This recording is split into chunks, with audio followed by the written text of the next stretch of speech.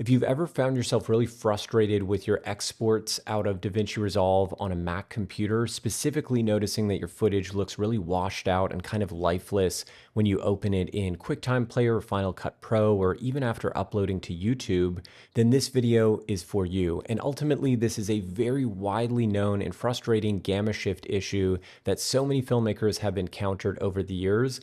Thankfully, though, DaVinci Resolve has finally solved this problem once and for all, and not just using the older Rec. 709A Band-Aid solution that previously kind of worked, but wasn't always that consistent. So I'm going to show you exactly how you should set up your project, and I'll also show you how to quickly fix legacy footage that may have accidentally been exported with this gamma shift issue, whether you're using DaVinci Resolve or even if you're in Final Cut Pro or Premiere or any other software for that matter.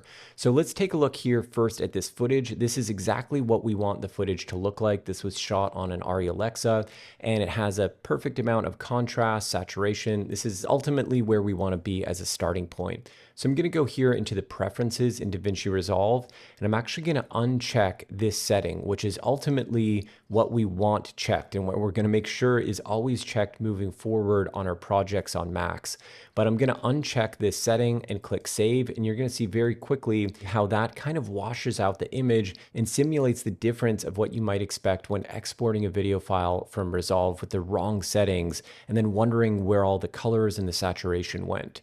So the first thing that you want to do in DaVinci is put that setting on. So you're always going to leave use Mac display color profiles for viewers on, and you can leave this checked on as well. Viewers match QuickTime Player when using Rec. 709 scene. This checkbox is optional, but I like to put it on. Use 10-bit precision in viewers if available. And this setting also may help you with some legacy Rec. 709 clips that need to be tagged as 709A, so you can leave that checked on as well. And just by leaving those settings checked on, we're now going to have this really nice natural contrast. If your image still doesn't look right, you may also need to adjust your color management settings here in Resolve. So I have my color science set to DaVinci YRGB, non-color managed. That's very important. For more complex workflows, you may use a different setting here, including ACEs. But generally speaking, for 99% of what most of us are doing, DaVinci YRGB is where you want to be. And your timeline color space should be Rec. 709 Gamma 2.4. I'll show you just for a second if you have it set to Rec. 709A, which is kind of what we were taught to do in the past. You're going to reintroduce that gamma shift again. And of course, that's going to happen again here because we've now toggled on those other checkboxes in our general preferences. So really, just to keep it simple here, all you need to do is make sure that your timeline color space is set to Rec. 709 Gamma 2.4. And that is it. That's going to get you exactly what you want. Now, when you export this file, it's going to look exactly like it should, whether you open it in QuickTime, in DaVinci, in Final Cut, you will have a much more consistent look.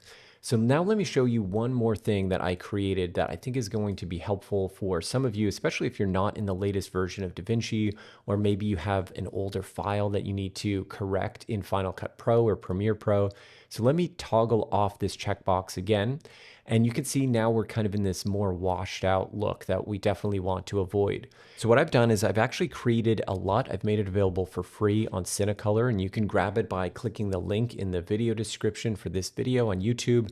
But I'll just show you very quickly essentially what it will do. So it's just a Rec. 709A gamma fix. I'm going to apply it to the current node. And as soon as I do that, it corrects that gamma shift. So we're getting a shot that looks exactly how it was supposed to look, or how we intended it to look in DaVinci Resolve. And it's also worth noting that if you're in DaVinci Resolve and you don't want to use a LUT, you can also use a color space transform effect to do this on one of your nodes. But I wanted to make sure it was available as a LUT because oftentimes people are getting footage that was exported, or entire projects that were exported accidentally with this gamma shift issue, and they may not have access to the latest tools or understand the workflows. So it's really simple now to just be able to drop your footage into Final Cut, DaVinci, Premiere, whatever you want, apply this LUT, and fix that gamma shift issue if you are seeing it. But moving forward, hopefully you guys are not going to run into this anymore if you're using Resolve. Just make sure that you have those color management settings in check, and everything should be smooth sailing from here on out.